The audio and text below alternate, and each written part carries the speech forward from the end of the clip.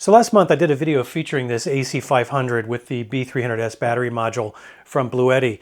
And I kind of teased the question in there, is this maybe the most versatile portable power station, modular power station / home backup power solution that's out there? And the more I get into this and the more that I use some of the available accessories, the more I have to think that I think it just may be the most versatile solution, certainly that I have seen. And the number of ways that you can use and charge this system is pretty incredible. And we're going to talk about some of those ways in this video. It's kind of the topic. We're going to take a look at a variety of the accessories, kind of the cool things that you can do with the AC500. So they do give you this nice little bag here with a bunch of cables in it. Let's take a look at the cables that you can that you get. So you do get a car charger cable with this little 12-volt connector on it, and this confused me the first time I saw it because it has MC4 connectors on that. I'm going to explain why that is, because normally you only see these on a solar connection, but there's a specific reason why you have MC4 connectors on this particular adapter cable to use for car charging. And we're going to test and see how that works in just a minute. Then you've also got a multi-function DC charging cable, and it's got two sets of MC4 connectors on it. And then on the other end is the DC connector. Now this can actually be used to connect to both of the internal, yes, it has two MPPT solar charge controllers. But you can use it for more than just solar, and that's where this guy comes in. That's why this actually has MC4 connectors on it, because you can charge your AC500 from the car using one set of the MC4 connectors, and then solar using the other set, or you can use solar on both sets.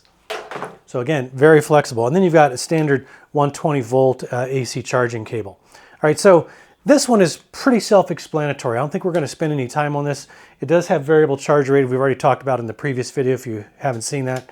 But it is kind of what you would expect out of a charge cable for a power station. So let's set that one aside. Let's take a look at how you would use this multi-function cable. All right, so let's do that first. Now on the side of the unit, you've got three basic input ports here, and well, actually two input ports and a communications cable port. That's if you're going to connect two of these AC500s together. The top one is for AC charging. The slightly smaller one in the middle is where you connect this DC charge cable. Now there's three little notches in here. One of the notches is slightly bigger than the other two. That one goes at 12 o'clock. So it is keyed. You really can't screw it up, but you do need to screw it on once you make the connection.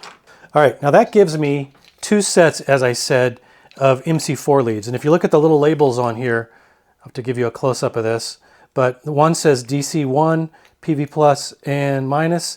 The other ones say DC2, PV plus and minus. All right, so what we can do is connect, for example, the DC1 to a solar system, and let's do that right now. I think, as I mentioned in the other video, since it does have two MPPT charge controllers, the range on that is 12 to 150 volts max on both, right? So you can put 150 volts and 150 volts if you have two separate solar arrays. Up to 15 amps, it'll cap you at 15 amps draw. And so yeah, you just got to not exceed that 150 volts. And I have got a solar array up there right now that should be putting out just about 85 volts, just a little under 100 volts. So it should be perfectly fine to connect to this. So I'm going to connect that, as I said, to DC1. You just got to make sure you got the right pair here, and both of them are labeled DC1. So let's go ahead and do that. I'm going to flip the switch, and immediately you can see PV icon is illuminated, and we are starting to add some solar. Now it's a little bit overcast today. We got thunderstorms moving in here anytime now, but we are pulling in just under, well, just a little over 400 watts. So that's cool, but we can dual charge this thing. So if you had this in a van or an RV or an SUV, for example, and you wanted to charge via the 12 volt socket, which can be very slow, by the way, with something with this capacity, because you're only going to get maybe 120 watts maximum out of that 12 volt connector. But if you wanted to simultaneously charge via 12 volt, and say if you had solar panels on the roof of your SUV or your RV or your camper, you can actually dual charge this at the same time. All right, so to actually do the 12 volt connector as well, we're going to connect it to PV2. But before we do that, we're going to go into the menu system here, and we're going to go to where it says DC1 input source. It's set to PV. DC2 input source is currently set to PV. I'm going to switch it to other and then go back to home. So now it should work just fine with a 12 volt input. So let me go ahead and try that. And notice we are charging at 368. It is variable, but 375 watts. Let me go ahead and turn on the DC output here, and we should see some additional watts going in. And it just jumped to 440 watts. So we are now using both 12 volt input from like a car charger and solar at the same time. And that's what that little multi-function cable allows you to do. So very cool to have that kind of flexibility. All right, so let me unplug this and let's talk about the versatility of this battery module, because this is something that I think is a huge advantage that I don't often see on other brands that offer expansion battery modules. So let's do that. Okay, so this is one of the things I really like about the Bluetti ecosystem here with this modular AC500, and the same goes for the AC300. The battery modules, the B300s and the B300S modules, do allow you to use these completely independent of the main unit. So if you don't need AC power, if all you need is DC loads, so USB connectors and a 12 volt output, for example, you can use this as a DC power station all by itself. So I can turn it on here, and it doesn't have a digital readout, so I just got a little LED, so I can see its state of charge is somewhere in the vicinity of 80%. So there's not a lot of increments on there, but there's a little button here to energize these DC outputs if you want to turn them on and off right there.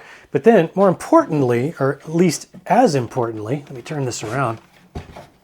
These are where you daisy chain the batteries or connect them with that big old cable to the main unit. So when you're using it by itself, you don't really need these. But over here on the bottom, you have the ability, it's got a DC 7909 adapter. It allows you to charge this right through this little port right here. And then up here, you've got an XT90 connector that allows you to put solar in it up to 60 volts. So we can test that as well. So you can take an AC charge adapter here, and unsurprisingly, Bluetti makes one. I think they call this their T500, and it just plugs into a wall outlet. So it's a charge brick, and it outputs to a DC 7909, specifically designed to output in that 58.8 volt range, so that you can charge this off of grid power if you want to. So you can charge it via AC using this charge brick or DC solar using the XT90 connector. So let me go ahead and put this thing back so you can see the front. All right, then I'm going to take this T500, plug it into the side port there, and then I just need a standard AC cable to plug that in. All right, now the T500 fires up, and we probably have some indication that we are charging. There we do have some flashing lights. So we are now charging the battery expansion completely independent of the main AC500 module.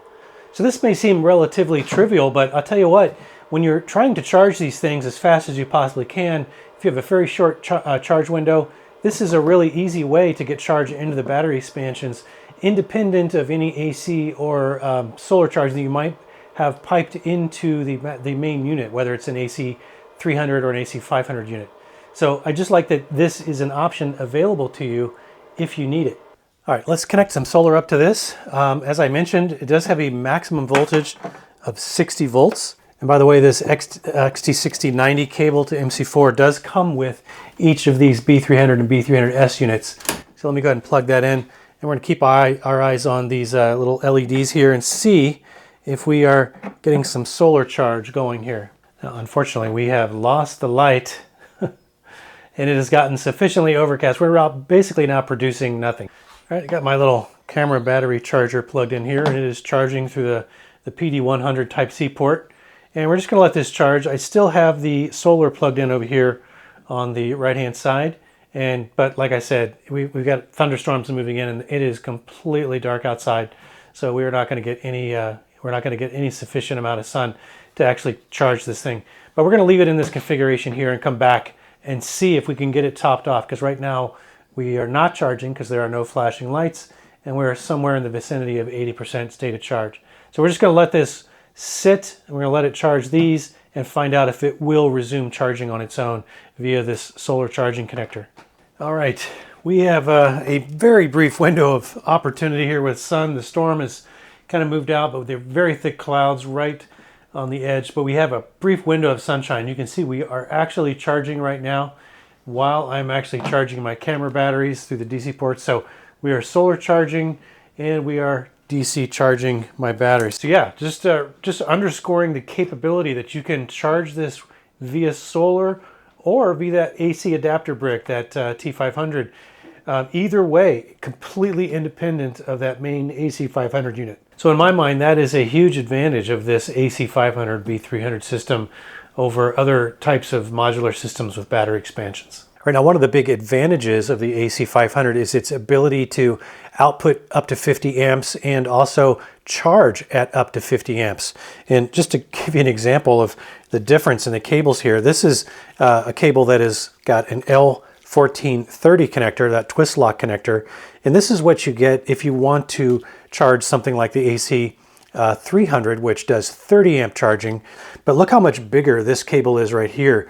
This is the L1450 plug to the AC charger. So this end is exactly the same, right, versus the 30 amp, but the 50 amp is a much heavier gauge cable, as it should be. And you get this, big oven style, dryer style L1450 connector on there.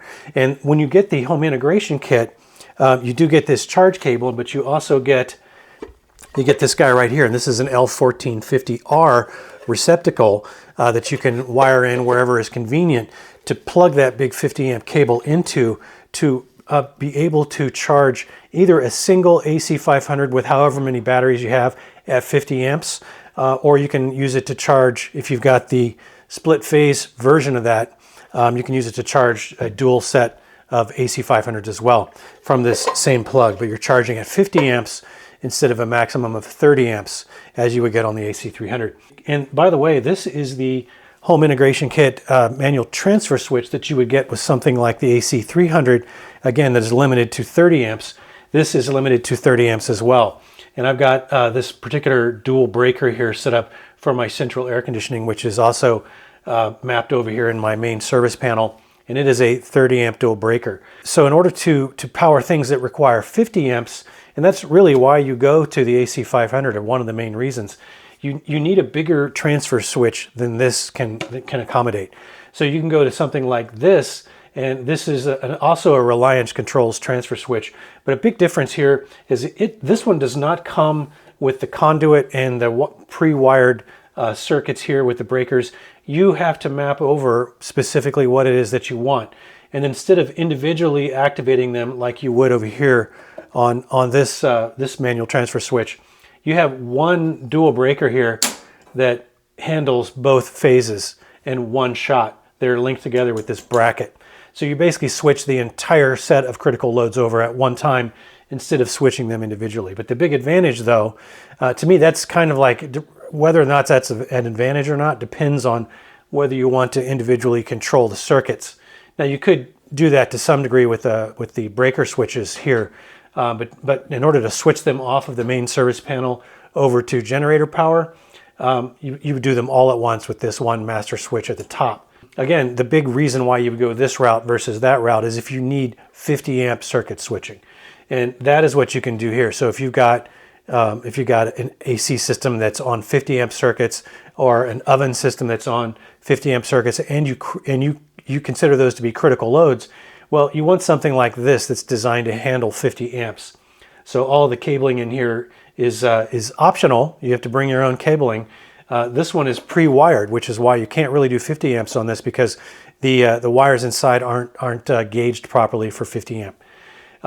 So you do need to have an electrician help you with something like this. It's a lot more involved really than wiring something like this, which is a little bit involved. I think I've got a video on this that you can go check out, and I'll put a link up here if you want to go look at how to wire one of these. It's fairly straightforward, but you'd have to have a fairly reasonable comfort level. Working with electricity can be very dangerous if you don't know what you're doing. So disclaimer.